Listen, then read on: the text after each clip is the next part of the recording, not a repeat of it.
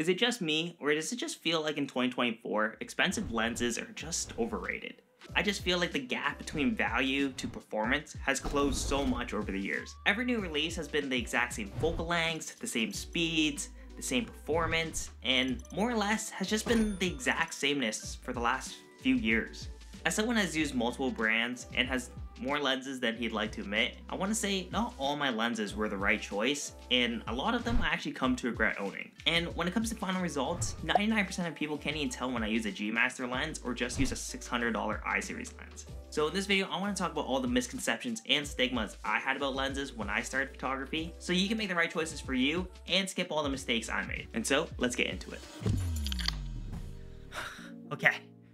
We're here. Now, before I even get into the class, I feel like I need to talk about cameras. So let me spend 2 minutes breaking this down. When I started photography, the general consensus was to invest in your money into your lenses instead of your camera. However, I think we're finally at a point where investing in your camera first actually opens up more doors than your lenses will. In terms of image quality output, not much has changed in the last 20 years, but the camera tech itself has drastically changed. And a lot of these new benefits will persist no matter what lens you throw onto the camera. So before I get a bunch of hardcore photographers angry, here's my 4 reasons why. First of all, in-body image stabilization, or IBIS for short, is this tech that stabilizes your sensor. This helps you take sharper photos and allows you to use slower shutter speeds. On top of that, it will also smoothen out any handshakes you have while you're taking handheld videos. This essentially makes every camera lens you throw at it stabilized, and means you don't need to buy or carry around heavier, more expensive stabilized lenses anymore. And since IBIS became the new normal, a lot of new lenses don't even bother to carry stabilization anymore.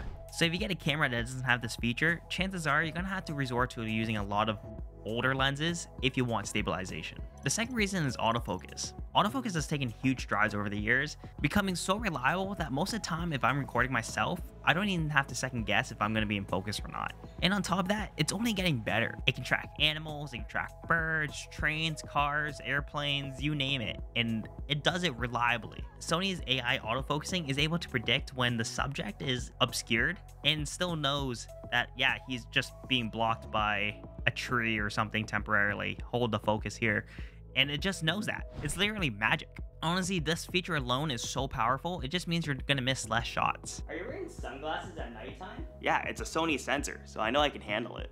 Reason number 3 is low light performance of sensors have gone insanely good, allowing you to reach up to 100,000 ISO with usable images at 25,000 or higher if you're using denoising tools. And lastly, and arguably the most important reason, is video capabilities. With the majority of most content leaning towards video over photos nowadays, it's great to have a camera that can do both. So if I only had, say, a $2,000 budget to buy on a camera and lens combo, I'd actually offer the new A6700 that has all the bells and whistles like AI autofocusing, 4K 60p 10-bit video, and just pair that with the kit lens over an A6400 that doesn't have IBIS and is lacking a bunch of other features, which is going to leave about $900 of room for lens. So you could get something like the 17 to 70mm f2.8 Tamron lens, which does have stabilization, but it's also a chonker and costs more than most APS-C lenses, which actually leads me to my first stigma about lenses. Kit lenses are bad. Now, this may have been true 15 years ago when I think about my Canon T3 with the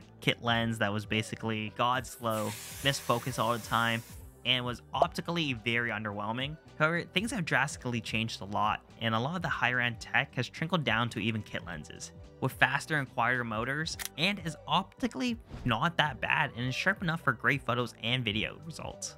And unless you're rack focusing every 2 seconds, your focusing capabilities are actually more dependent on your camera than it is your lens.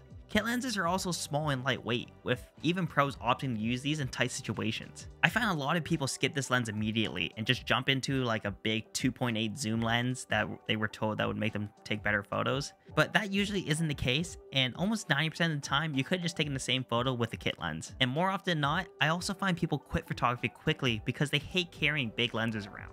For beginners, I usually just recommend them to use their kit lens for a few months, and then see what type of photography that they actually enjoy, and then purchase a lens that's more appropriate for that use case, instead of buying a big 2.8 zoom lens that's supposed to do it all. Which leads me to my next gripe, fast lenses. So many new photographers think that they need the fastest aperture lenses possible to create great results, but this could be further away from the truth. And most new photographers will underestimate the sheer weight and size differences of these lenses. Most people are actually going to be served better with less. A single stop difference could shave off half to a third of the weight, and you're going to really feel this compounding difference once you start to own multiple lenses. And I personally was stuck in this trap for the first few years of my photography journey.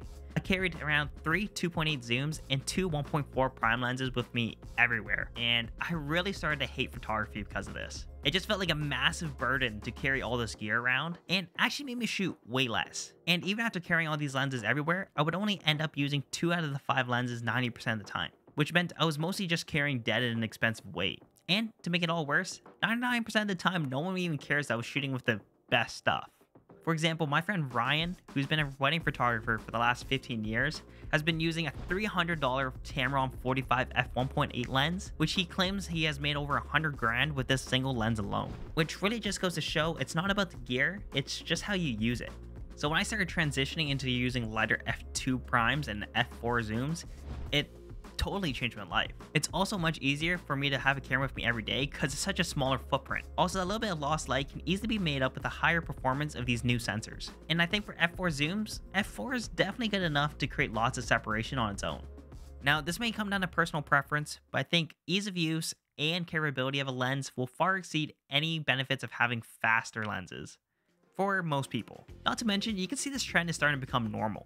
People are wanting lighter and smaller lenses. Sigma released their contemporary I-series lenses, which are compact primes with f-stops between f2 and 2.8, ranging from 17 to 90. Sony's releasing a bunch of compact G lenses like their new 16 to 25 and 24 to 50 f2.8 zoom lenses, which is sacrificing focal range instead of speed. And Tamron's releasing a bunch of new lenses that are breaking what is usually considered normal, combining an ultra-wide-angle lens with normal lenses, like their new 17 to 50mm f4 and 20 to 40 f2.8 full-frame lenses. Now, while I'm talking about these name brands, I find that there's a stigma here too for any photographers that use cheap brands like Rokinon or these new Chinese companies that keep popping up. And truthfully, there's nothing wrong with using these lenses if they're taking good photos. They're doing exactly what they were supposed to be doing. When it comes to sheer performance, first-party lenses are going to be the way here, but this is really expensive and you don't really get a whole lot more lens for just spending more money. Of course, there's brands like Sigma, Tamron, Zeiss, who make excellent camera lenses, but these ones can be pretty expensive too. Nowadays, there's a lot of new manufacturers hitting the market like Viltrox, Laowa, TT Artisans, and the list goes on. I personally have owned and have used lots of these alternate brands and can say that these lenses are actually pretty good and worth trying out. Now, I can't speak for every brand, but I think this is going to save you a ton of money. Just do a little bit of research and see if it's the right fit for you. And if you don't believe me, I actually used the cheapest lens I could find on Amazon to shoot the April 8th eclipse. $80 800mm f8 lens. And the results were shockingly better than I could have imagined. Which if you want to see and check out, click on the link here. Anyhow, that's just my 2 cents on lenses. If you liked the video, you know how to let me know. And if you want to stay in touch for future videos, consider subscribing. And I'll catch you guys next time. Ciao.